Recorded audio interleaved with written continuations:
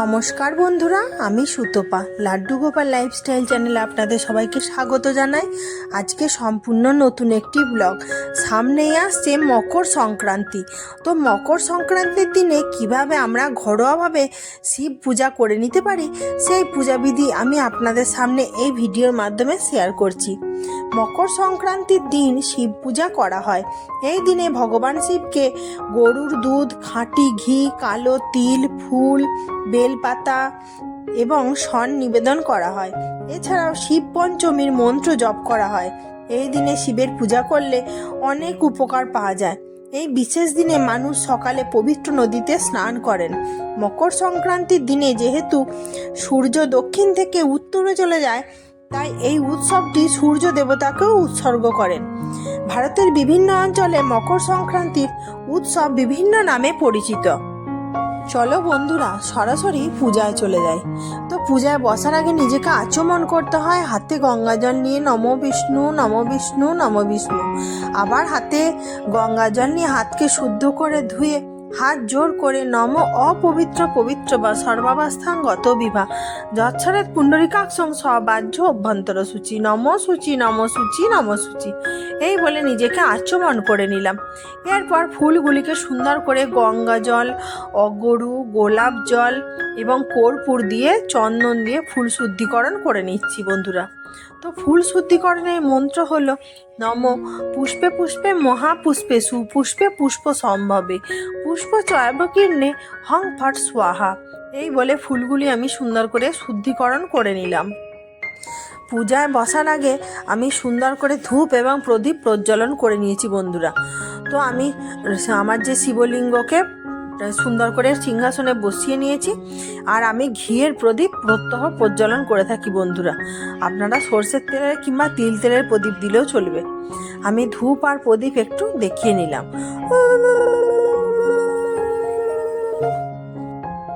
মকর সংক্রান্তির দিনে বাবা মহাদেবকে অবশ্যই পঞ্চামৃত দিয়ে স্নান করাতে হয়।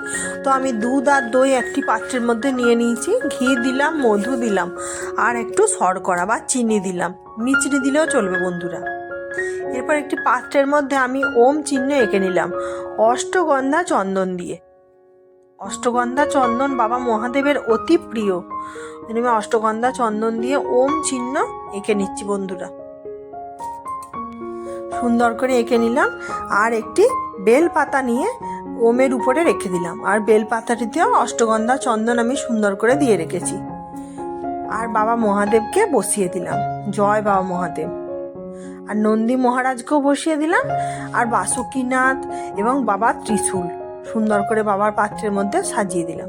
আর একটি পাত্র নিলাম, তার মধ্যে শুদ্ধ জলের মধ্যে একটু অগরু দিলাম, আর একটু ফুল দিয়ে দিলাম।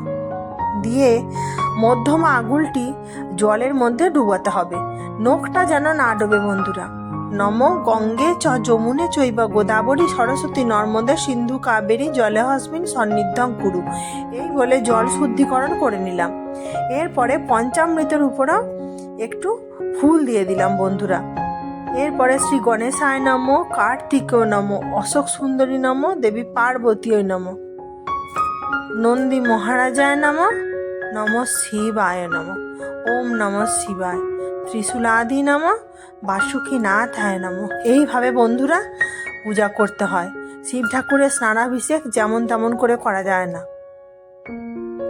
এরপর শুদ্ধ জল দিয়ে শ্রী গণেশায় নম, কার্তিকেয় নম, অশোক সুন্দরী নম, দেবী পার্বতীয় নম, নন্দী মহারাজায় নম, নম শিবায় নম। এরপরে বাসুকীনাথ, ত্রিশূল সকলকে স্নানাভিষেক করিয়ে এরপরে সুন্দর করে একটি শুদ্ধ রুমাল নিয়ে বাবা মহাদেবকে মুছিয়ে নিতে হবে। এরপর একটি সাদা রঙের আসন প্রস্তুত করেছি, তার মধ্যে কালো রঙের একটি পাত্র রেখেছি, এর মধ্যেই বাবা মহাদেবকে বসানো থাকে বন্ধুরা। এরপর আমি একটু মধু আর ঘি একটি পাত্রের মধ্যে আমার তৈরি করে রাখা থাকে, প্রত্যহ আমি এটি নিবেদন করি। বাবা মহাদেবকে আমি সুন্দর করে ঘি আর মধু মাখিয়ে দিলাম। এরপর নন্দী মহারাজকেও বসিয়ে দিলাম, আর আমি একটি পাত্রের মধ্যেই বেশিরভাগ রাখার চেষ্টা করি। আর বাসুকীনাথকেও পরিয়ে দিলাম,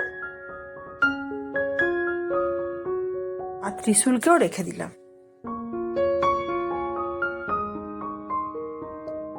আর বাবার যে প্রিয় হয় কলকে, সেটিও রেখে দিলাম বাবার কাছে। আর বাবার প্রিয় ডুগডুগি, এটাও রেখে দিলাম বাবার পাশে। জয় শিব শম্ভু।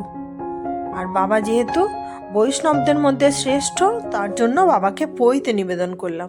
আর বাবার কাছে আমি একটি পিতলের বেলপাতা সর্বসময় রাখি। কোনো দিন বেলপাতা যদি আমার না থাকে, সেদিন আমি এই বেলপাতাটাই দিয়ে রাখি। আর সুন্দর করে তুলে দিয়ে বাবাকে অঙ্গরাগ করে দিলাম, সাজিয়ে তুললাম সুন্দর করে। তিলক বিধি ছাড়া তো আর সম্পূর্ণ হয় না, তো আপনারা যদি পারেন একটা ফোঁটা দিলেও চলবে। সুন্দর করে বাবাকে সাজিয়ে দিলাম।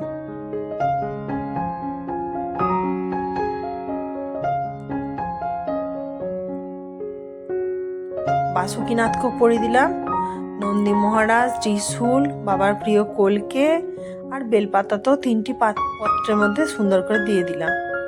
এরপর একটি ফুল নিয়ে, ফুলের মালা নিয়ে সুন্দর করে বাবাকে পরিয়ে দিলাম। জয় শিব শম্ভু। এটা রজনীগন্ধার মালা দিয়ে চারিদিকটা একসঙ্গে পরালাম। আর বাবার জন্য আকন্দ ফুল তো আছে, আপনাদের সঙ্গে তো আগেই শেয়ার করেছি। ওম নমঃ শিবায়। ইদং পুষ্পমাল্যং নমঃ শিবায় নমঃ। এই বলে সুন্দর করে বাবাকে আকন্দ ফুলের মালা আমি পরিয়ে দিলাম। জয় শিব শম্ভু।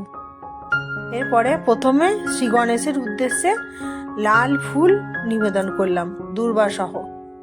জয় শিব শম্ভু।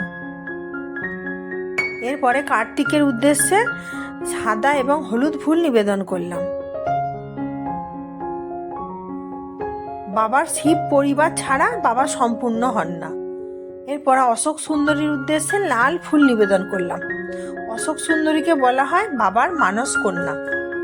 অশোক সুন্দরীর উদ্দেশ্যে নিবেদন করলাম। এরপরে মাতা পার্বতীর উদ্দেশ্যে একটি গোলাপ ফুল নিবেদন করলাম। গোলাপ ফুল মাতার অতি প্রিয়, আর শিবলিঙ্গে গোলাপ ফুল অর্পণ করলে অবশ্যই মনস্কামনা পূর্ণ হয়। যে কোনো সুন্দর একটি মনস্কামনা করবেন। নন্দী মহারাজের উদ্দেশ্যে নিবেদন করলাম। এরপরে যাবে বাবার জন্য 3টি অষ্টগন্ধা চন্দন দিয়ে বেলপাতায় মাখিয়ে রেখেছিলাম, 3টি বেলপাতা বাবাকে নিবেদন করলাম। ইদং বিল্লপত্রং নমঃ শিবায় নমঃ। এরপরে হলুদ রঙের কলকে ফুল বাবার অতি প্রিয়, বাবাকে নিবেদন করলাম।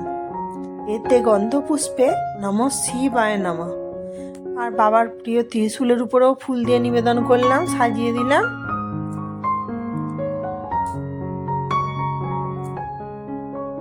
হলুদ ফুল দিয়ে সাদা ফুল দিয়ে সুন্দর করে সাজিয়ে দিলাম বাবাকে।